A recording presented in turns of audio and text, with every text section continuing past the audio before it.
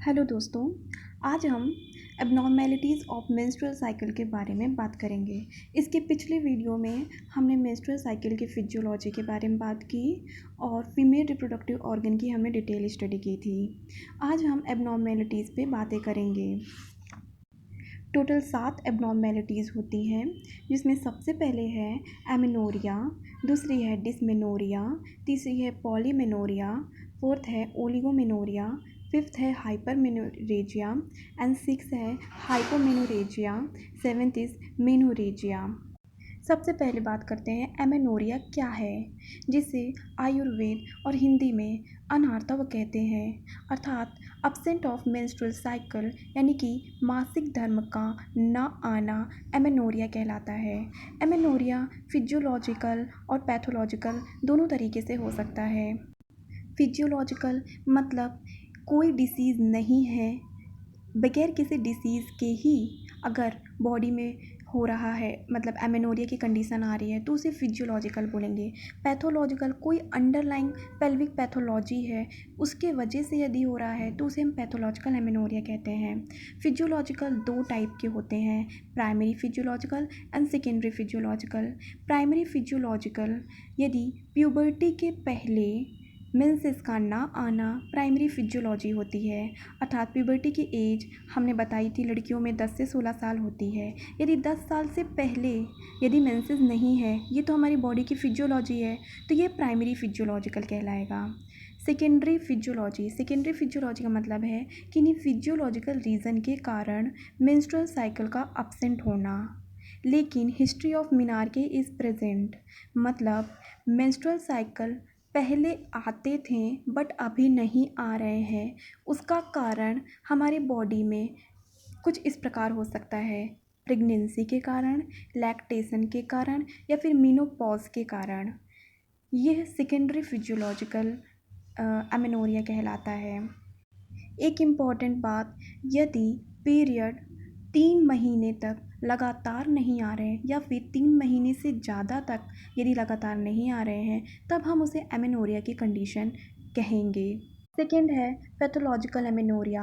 जैसा कि pathological amenorrhoea pelvic pathology या फिर कोई डिसीज़ के कारण होती है, जैसे कि लाइक ट्रॉमा हो, कोई इन्फेक्शन हो गया हो, कोई इन्फ्लामेशन हो, या फिर कोई वेजाइनल एट्रेशिया यानी कि एडहेशन या ट्यूमर की प्रॉब्लम हो, तब लड़कियों में मेंसेस या मासिक धर्म का ना आना पैथोलॉजिकल एमेनोरिया कहलाता है। यह दो प्रकार का होता है, पहला है कंसील्ड या हिडन एंड सेकेंड है रियल या फिर ट्रू।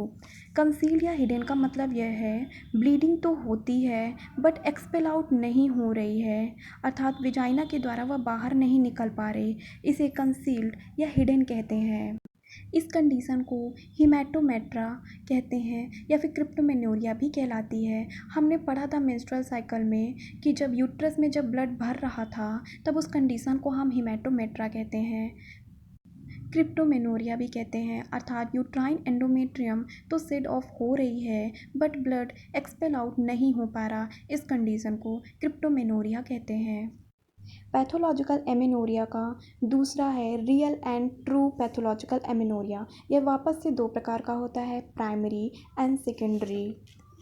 प्राइमरी हम तब कहते हैं जब मेनार्के अब्सेंट हों और एज 16 साल से ज़्यादा हो। जैसा कि हमें पता है प्यूबर्टी की एज 10 से 16 साल होती है, इस बीच मेंसेस स्टार्ट हो जाने चाहिए। यदि 16 साल के बाद भी मेंसेस यानी कि मासिक धर्म नहीं आ रहे हैं तो इस कंडीशन को प्राइमरी पैथोलॉजिकल या फिर रियल एंड ट्रू का प्राइमरी पैथोलॉजिकल बोलेंगे। सेकेंडरी एमेनोरिया, सेकेंडरी में ये ऐसा है कि हिस्ट्री ऑफ मीनार्की तो प्रेजेंट है बट मेंस्ट्रुअल साइकिल अब नहीं आ रहे, मतलब पहले मेंसेस आते थे बट अब नहीं आ रहे हैं। इसका कई कारण हो सकता है थायराइड के बढ़े होने के कारण, हो सकता है पीसीओडी या फिर पीसीओएस का कंडीशन होने के कारण, या फिर और भी कोई डिसीज़ के कारण ऐसा हो सकता है। एमेनोरिया के क्या लक्षण होते हैं? सबसे पहला लक्षण तो यही है कि मेंस्ट्रुएशन अब्सेंट मिलेंगे, जो स्तन का आकार रहेगा उसमें परिवर्तन मिलेगा, बाल बहुत अधिक झड़ेंगे, सिर में दर्द मिलेगा, वजन बढ़ भी सकता है, घट भी सकता है, चेहरे पर अतिरिक्त बाल मिलेंगे, आवाज़ उसकी काफ़ी ज़्यादा गहरी मिलेगी, पेल्विक में पेन मिलेगा, एक्ने की प्रॉब्लम आएंगी, अनवेजाइनल ड्राइनेस मिलेगी। दूसरी एबनॉर्मेलिटी है dysmenorrhoea. Dysmenorrhoea means painful menstrual cycle, अर्थात मेंस्ट्रुअल क्रैम्प। डिस्मेनोरिया को मेंस्ट्रुअल क्रैम्प भी बोल सकते हैं। निचले पेट के निचले हिस्से में होने वाला तेज दर्द या ऐंठन की स्थिति को डिस्मेनोरिया कहते हैं। यह मेंस्ट्रुअल पीरियड के पहले या उसके दौरान अनुभव होता है। डिस्मेनोरिया भी दो प्रकार का होता है, primary and secondary. Primary primary dysmenorrhoea हम तब बोलेंगे जब किसी भी टाइप की कोई पेल्विक पैथोलॉजी नहीं होगी, अर्थात कोई प्रॉब्लम नहीं है, फिजुल मतलब उसको पेन आ ही रहे हैं ड्यू टू प्रोस्टाग्लैंडिन हार्मोन्स के बढ़ जाने के कारण। यहाँ पर पेन काफ़ी ज़्यादा यानी कि सीवियर पेन रहता है और यह पेन रेडिएट होता है, पहले लोअर एब्डोमेन अर्थात पेड़ू में रहेगा, फिर पेड़ू रीजन से यह बैक में जाएगा, बैक से यह हमारे थाई रीजन में जाएगा। यहाँ पर सेकेंडरी सिम्टम्स प्रेजेंट रहते हैं। हो सकता है पेन के साथ नोज़िया और वॉमिटिंग भी मिले, इंसोम्निया अर्थात उसको नींद भी ना आए, ऐसा भी हो सकता है। इसका मैनेजमेंट करने के लिए प्रोस्टाग्लैंडिन सिंथेसिस इन्हिबिटर दिया जाता है, लाइक मेफ्टॉल या फिर ऐसी दवाइयाँ जिसमें मेफेनेमिक एसिड होता है।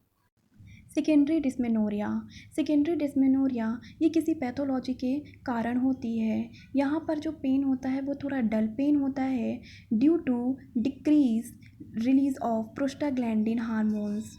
यह जो पेन होता है ये नॉन रेडिएटिंग होता है और लोकलाइज्ड होता है। जिस जगह पर हो रहा है अर्थात लोअर एब्डोमेन में ही होगा, बट जिस जगह पर हो रहा है वह लोकलाइज्ड उसी जगह पर ही होगा, रेडिएट नहीं होगा। यहाँ पर कोई भी सेकेंडरी सिम्टम्स प्रेजेंट नहीं होते, ना तो वॉमिटिंग आएगी, ना नोज़िया होगा, कोई भी प्रॉब्लम नहीं होगी। थर्ड एबनॉर्मेलिटी इज़ हाइपरमेनोरिया या फिर इसे हम इपिमेनोरिया भी कहते हैं। जैसा कि नाम से ही पता चल रहा, हाइपर मीन्स ज़्यादा, मेनोरिया मतलब ब्लीडिंग, यानी कि यहाँ पर ज़्यादा ब्लीडिंग का होना, अर्थात ब्लीडिंग का इंक्रीज़ हो जाना मीन्स या तो अमाउंट बढ़ना या फिर ड्यूरेशन बढ़ना, दोनों में से कोई भी कंडीशन का होना हाइपरमेनोरिया कहलाती है। नॉर्मल रेंज हमने आपको बताया था कि 20 से 80 ml ब्लड लॉस होता है ड्यूरिंग पीरियड, एवरेज 35 ml बताया गया था। यदि यह bleeding amount more than 80 ml loss होता है तो यह कंडीशन हाइपरमेनोरिया कहलाती है। यदि ड्यूरेशन यानी कि 3 से 5 दिन इसका नॉर्मल ड्यूरेशन होता है, यदि 7 दिन से ज़्यादा साइकिल चल रही है मीन्स 7 दिन से ज़्यादा तक ब्लड लॉस हो रहा है तो यह कंडीशन हाइपरमेनोरिया की होती है। इसके कुछ कारण हो सकते हैं लाइक हार्मोनल डिसबैलेंस, फाइब्रॉइड इन यूट्रस, कैंसर एट्सेट्रा। अगली एबनॉर्मेलिटी है पॉलीमेनोरिया। जब मेंस्ट्रुअल साइकिल रिड्यूस होकर 21 दिन की होने लग जाए और यह कांस्टेंट या फ्रीक्वेंसी चलती रहे तो इस कंडीशन को पॉलीमेनोरिया कहेंगे। अर्थात हमने बताया था कि नॉर्मल जो साइकिल होती है वो 28 दिन में रिपीट होती है, लेकिन अगर साइकिल 28 दिन की जगह 21 दिन में ही रिपीट होने लग जाए तो इस कंडीशन को पॉलीमेनोरिया कहते हैं। 28 दिन नॉर्मल टाइम होता है साइकिल रिपीट होने का, तो उस हिसाब से अगर देखा जाए तो एक साल में 13 मेंसेस आते हैं जिसमें 520 ml ब्लड लॉस होता है। लेकिन अगर पॉलीमेनोरिया की कंडीशन है तो अगर 21 दिन में साइकिल रिपीट होती है तो लगभग 15 मेंसेस आएंगे पर ईयर। उस हिसाब से हाँ ब्लड का लॉस भी बढ़ेगा, अर्थात 600 ml ब्लड लॉस होना चाहिए, यानी कि पॉलीमेनोरिया की कंडीशन में ब्लड लॉस भी ज़्यादा मिलेगा।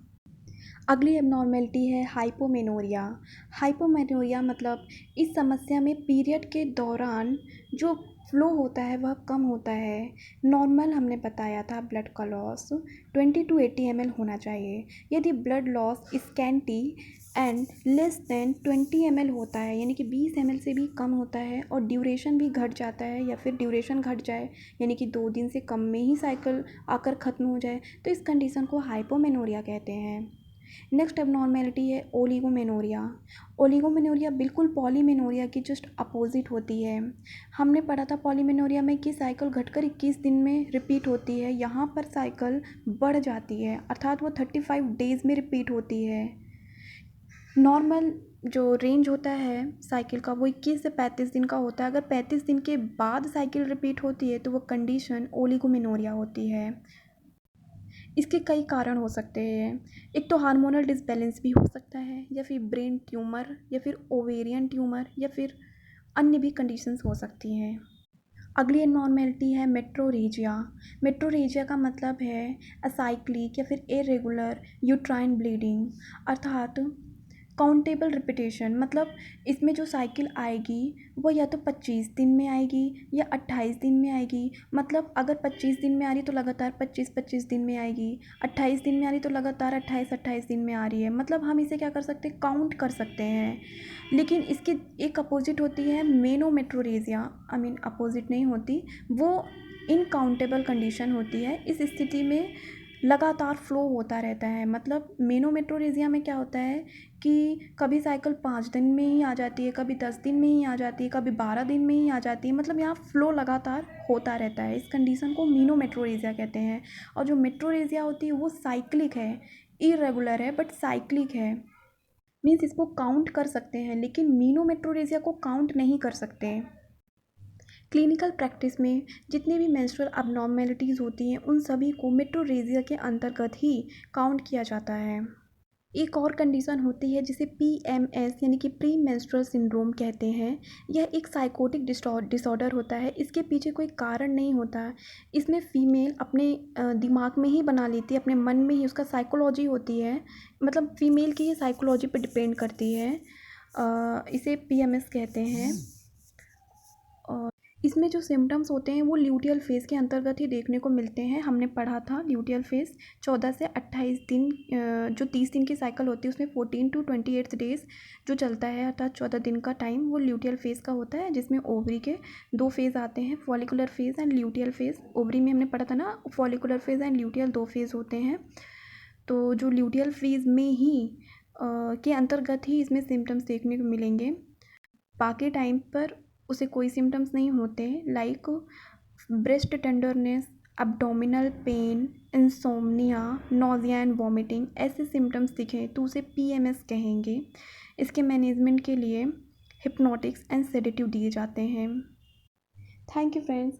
यदि आपको मेरे द्वारा दी गई जानकारी अच्छी लगी हो तो प्लीज़ मेरे चैनल को लाइक करें, शेयर करें और सब्सक्राइब करें। प्लीज़ बेल आइकन को भी दबाएं ताकि आने वाली नई वीडियो की नोटिफिकेशन आप तक पहुंच सके। Thank you.